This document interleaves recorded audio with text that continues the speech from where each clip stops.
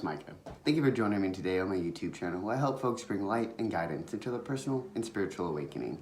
And today I want to share with you 6 ways that you can implement more spirituality in your life without necessarily having to gravitate towards one specific religion. The reason I'm going to share with you these 6 things is because these things for me have helped ease my life and help me feel more comfortable in my own skin without feeling the need to identify with or associate with one particular religion, right? I've struggled with religion my whole life. I grew up from a very young age in the church. My grandparents, actually my great-grandparents, they went to a Southern Baptist church at one point when I was very young, I guess. And I just didn't feel right even as a child. I mean, as a young child, I always presented as masculine. And I guess looking at me right now, well, of course, you're a dude, right? I'm trans.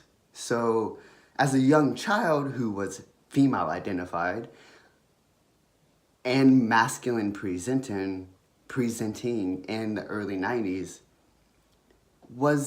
it was weird. It was hard to navigate that, right? It wasn't something that necessarily was looked down upon, but it also was just something that you didn't talk about in the South.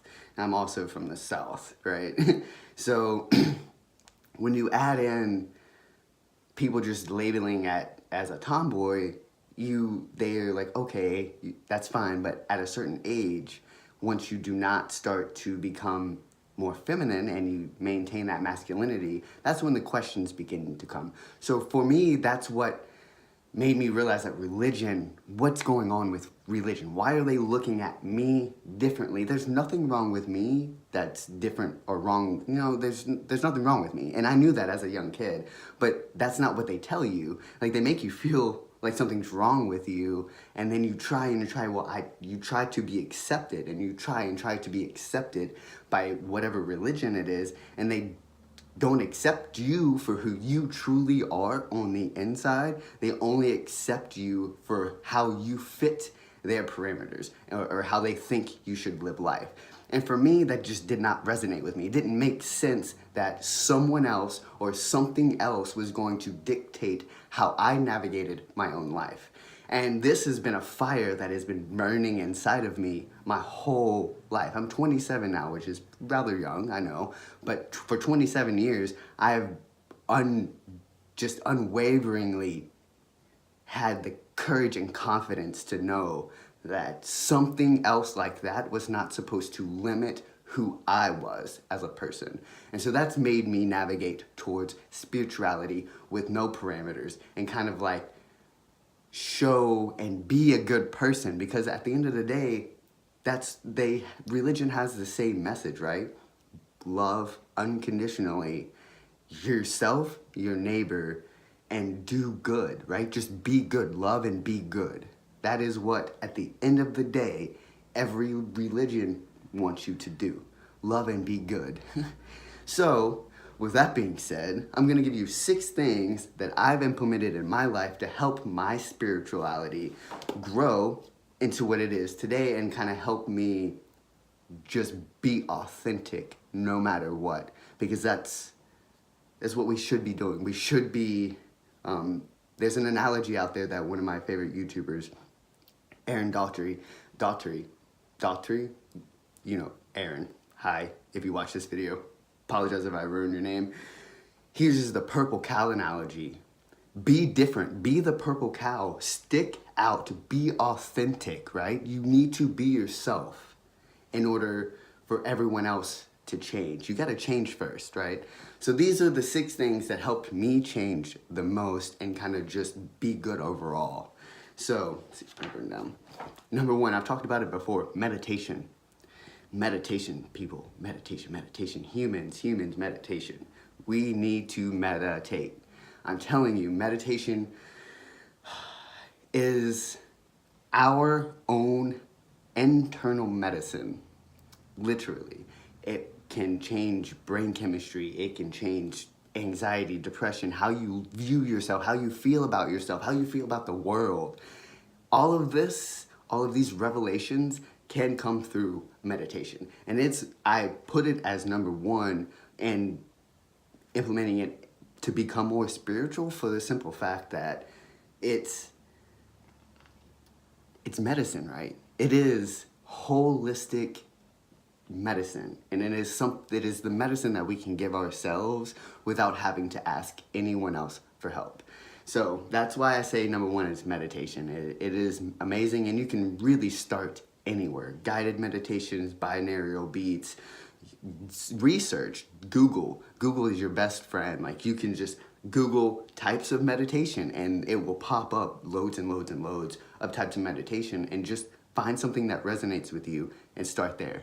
If that doesn't work, try something different. Find something that does work for you, because there's loads of types of meditation out there, and I do several different types throughout the day, just depending on what exactly I need in that moment. So again, just kind of navigate it for yourself and see where it leads you. Number two, I have spiritual readings. And the reason I say spiritual readings is because for myself, I'll speak in the I, right? For myself, in order to become more spiritual, correct, I had to open my mind up and open my perception. So in doing that, I've read many different types of spiritual books with an open mind. Not necessarily reading it to believe it, but reading it to get out of it what I am supposed to, what resonates with me. So different books, there's all kinds of different spiritual readings out there. I mean, I've read part of the Bible, I've read the Bhagavad Gita, I've read,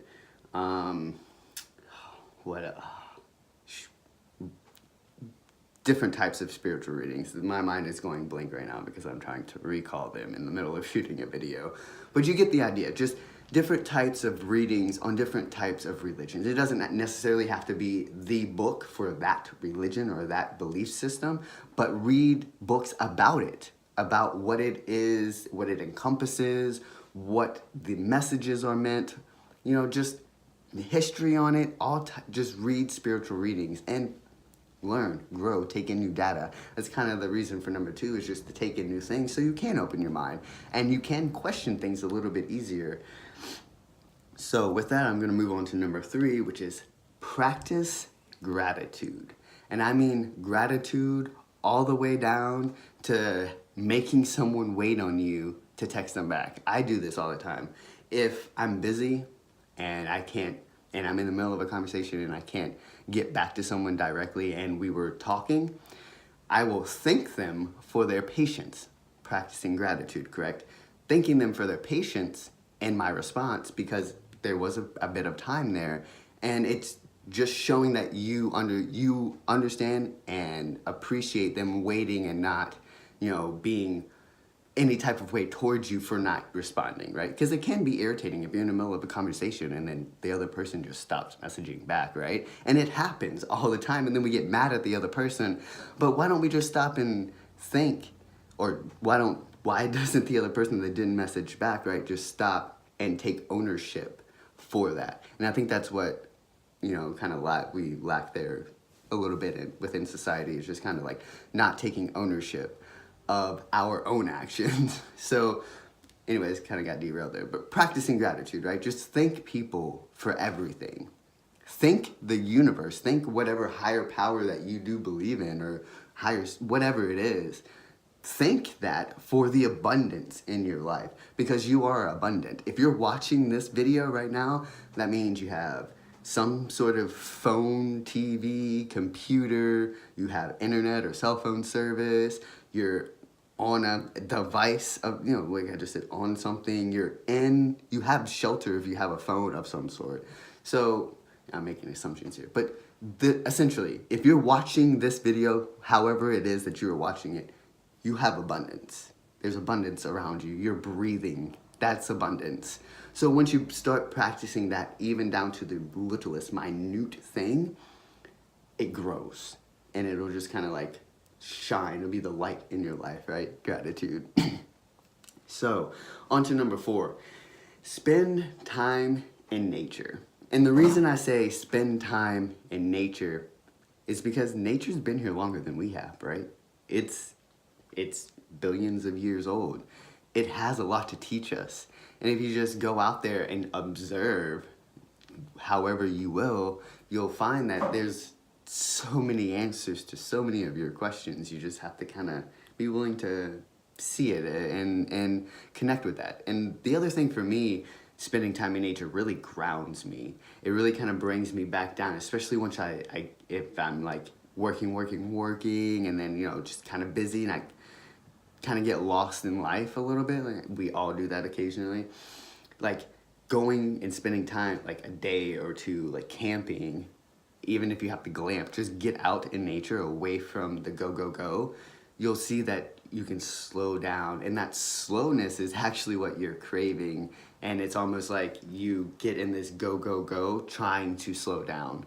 So spend time in nature, right? It's amazing.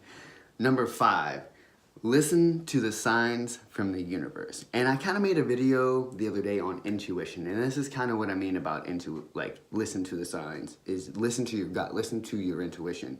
All the answers, all the questions that you have, the answers are being put out in front of you. You just have to be willing to accept it. And if it's not what you want to do, but it may be what you need to do and you just don't want to do it, the sign's there, the answer's there. You might just want to do it and not resist it. It'll make things go a lot easier. But in doing this, it raises your spirituality because you're becoming connected with yourself and becoming in tune with who you authentically are.